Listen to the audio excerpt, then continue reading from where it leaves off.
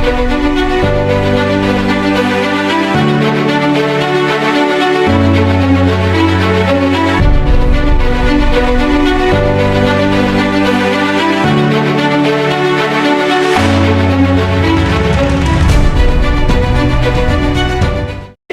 student, hi, good evening. So today we are going to see how to do the convolution between sinc function, sinc signal and cosine signal. Okay, so that we are going to see the convolution between the cosine signal and sinc signal. Okay, so that is what, let's see here. I have problem like I have x of t input signal, that is excitation, which is given as, the excitation is given as cos omega naught t.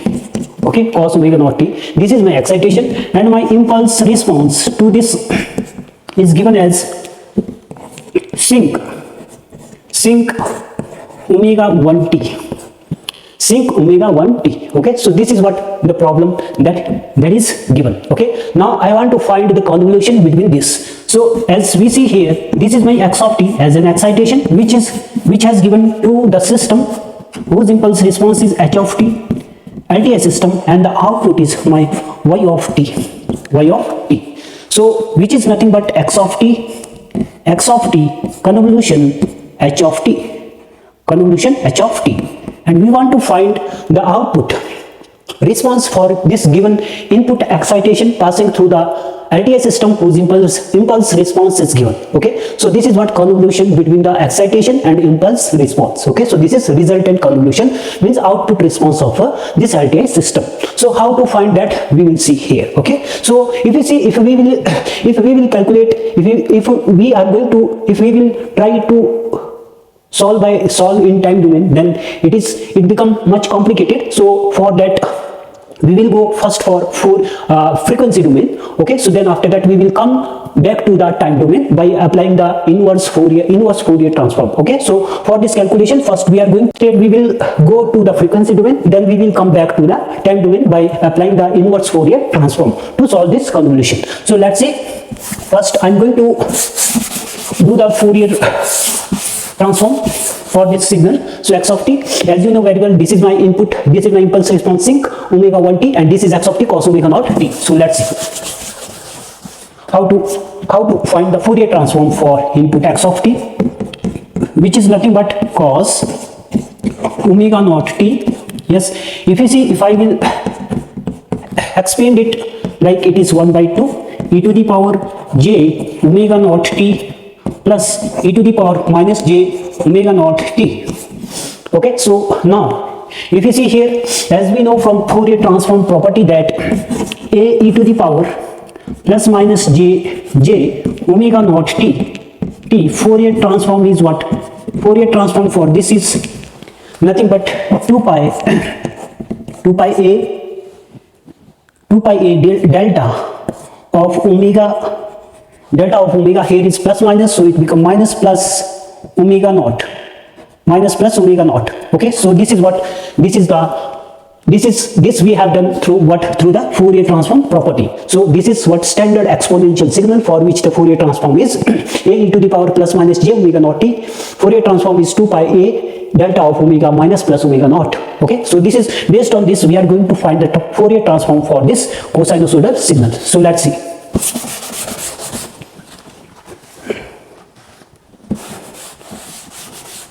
So this is like x of omega is equal to, if you see this is 1 by 2, if you see this is what e to the power j omega naught t, so this is 2 pi delta of omega, this is plus 2, this will become minus omega naught, here plus 2 pi delta of omega, this is minus, so it become plus here, plus omega naught.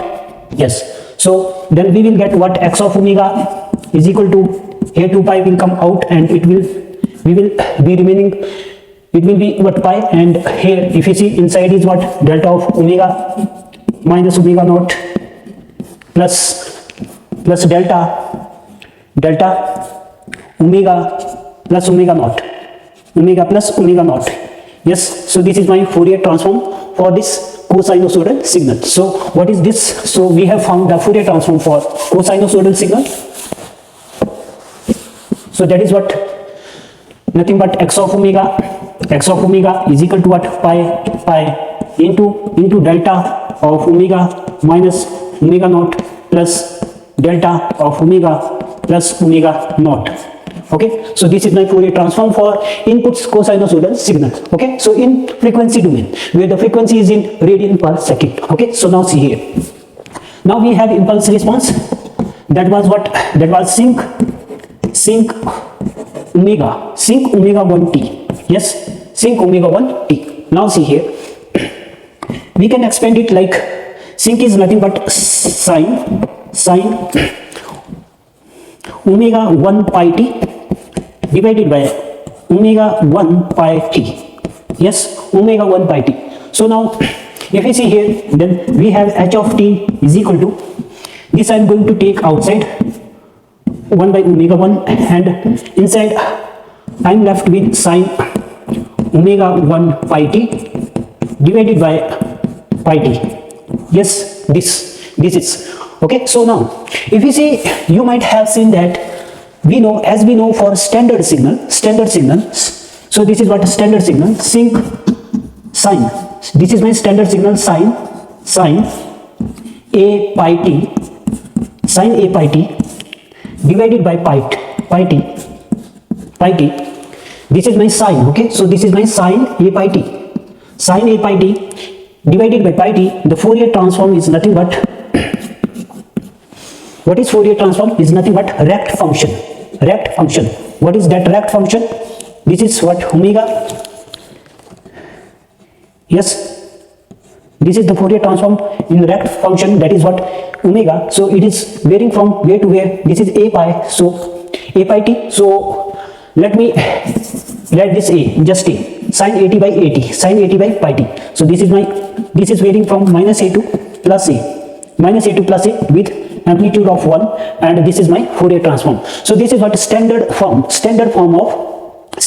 sync function. For this, the Fourier transform is rect function. So this is varying from where to where. This minus a to plus a, just put here minus a plus a. So this is standard signal, sine 80 by pi t, and that's why we have what we have just write this sync function as in standard form of sine 80 by pi t. Okay, so that is the main purpose, so that we can compare this with that. Okay, so we can write directly the Fourier transform like this. Okay, as a rect function. Okay, so now see here, we are just comparing this signal with this, and we directly will obtain the Fourier transform for this impulse response. So how to compare? So for comparison purpose, so let's see. So this is omega 1 pi t, this is pi t. So let me write first this one. Okay, so then we will see properly. So we have seen the standard sync function, Fourier transform for the standard sync function.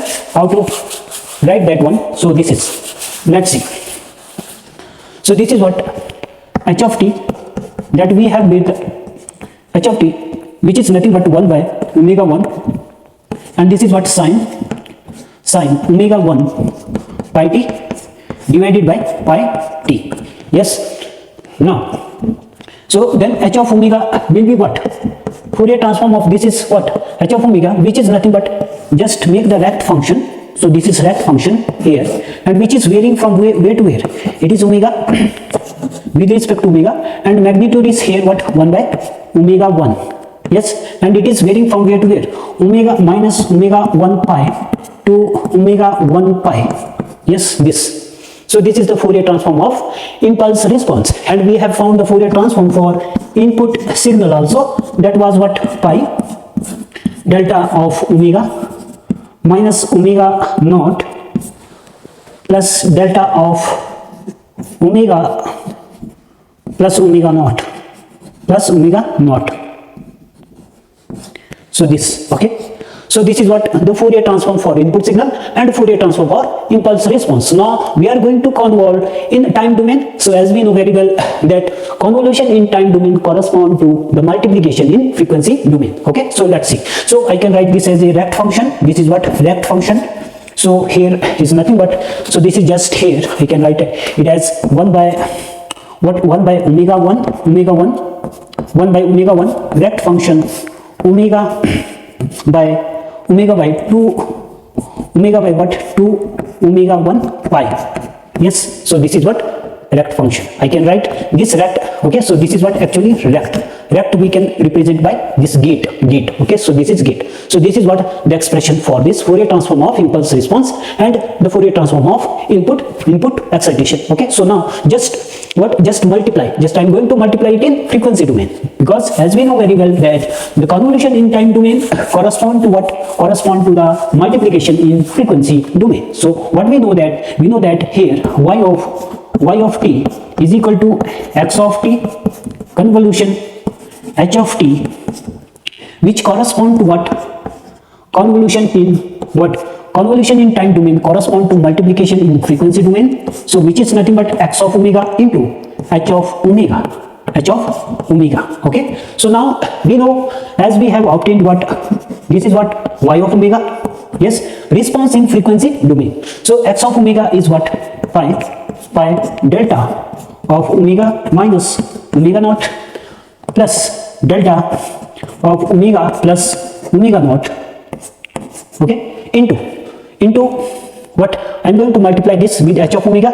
H of omega, what we have got here, h of omega is equal to 1 by omega 1 into rect function of what?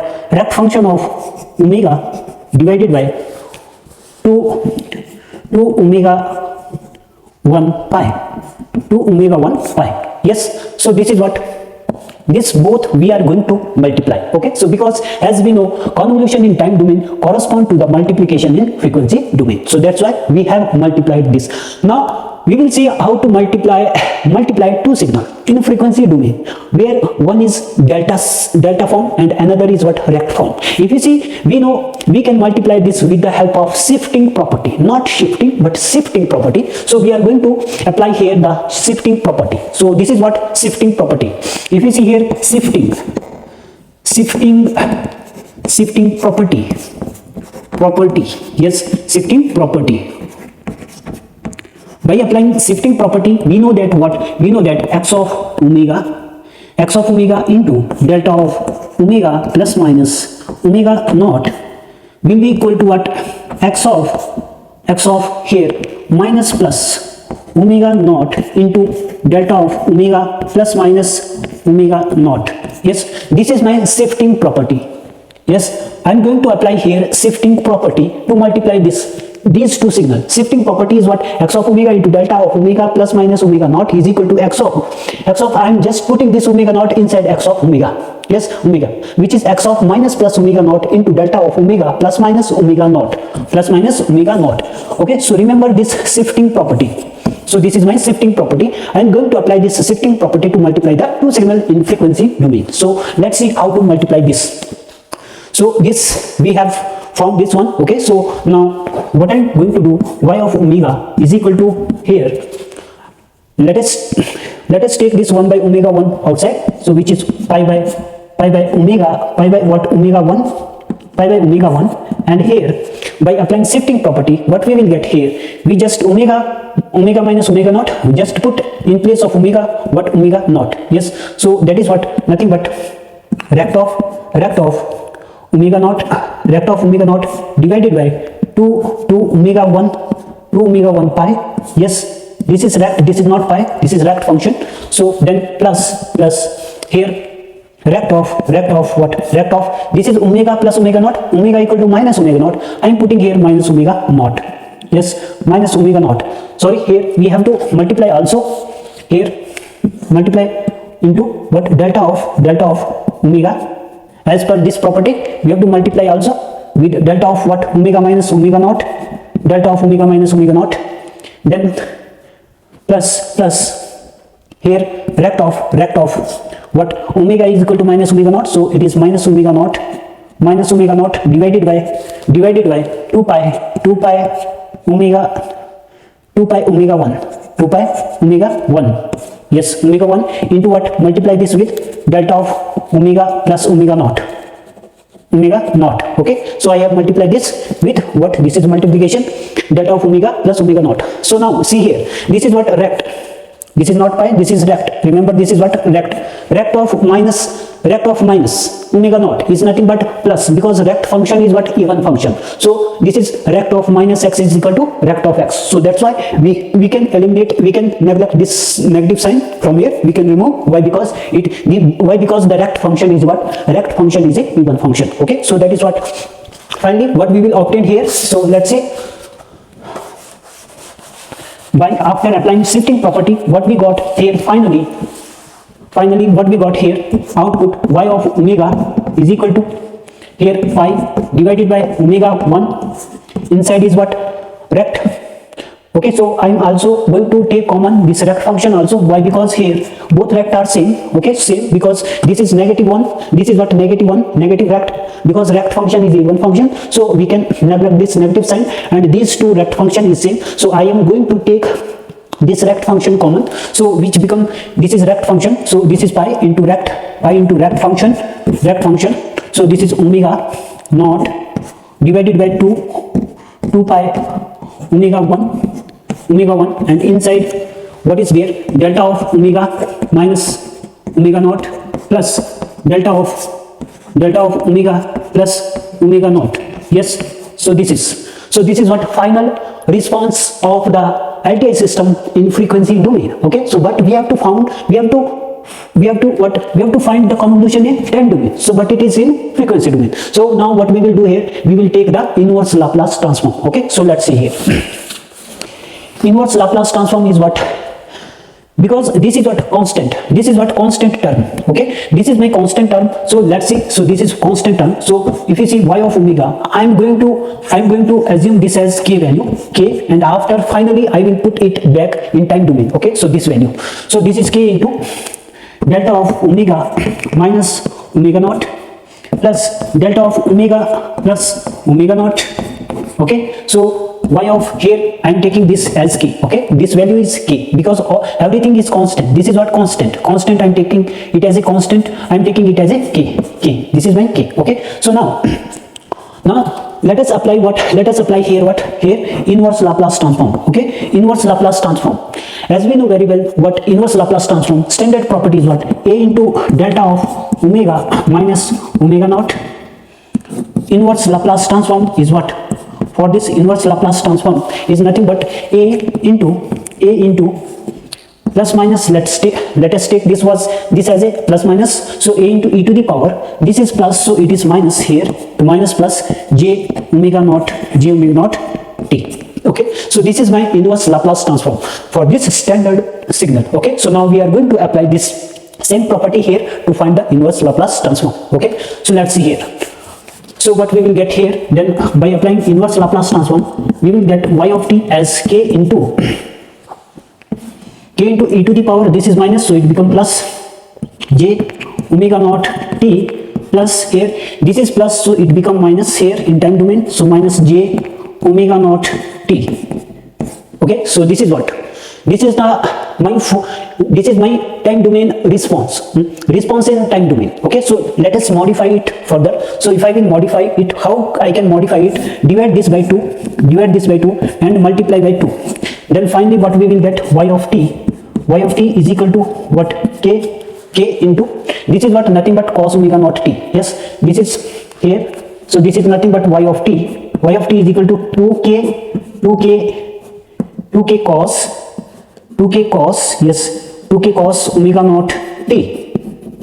omega naught t. Yes, so this is my cos function. Okay, so therefore what we have obtained here, we have obtained y of t is equal to 2k cos omega naught t. So finally we will put here this value of k. So finally what we got here, we got the final output response for the input excitation and impulse response as what, see final result what we got y of t is equal to, what is the value of k here, pi by omega 1 rect omega naught divided by 2 pi omega 1 into, so this is what, 2 cos omega naught t. Yes, so this is my final. So what I got here, y of t is equal to x of t convolution h of t, so that we got as here 2 pi by omega 1 rect function omega naught divided by 2 pi omega 1 cos omega naught t. Yes, so this is my final output resultant convolution for the input signal, where input was given as x of t is equal to cos x of t is equal to what?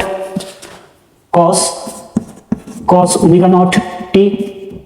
Yes, and my impulse response was h of t is equal to sinc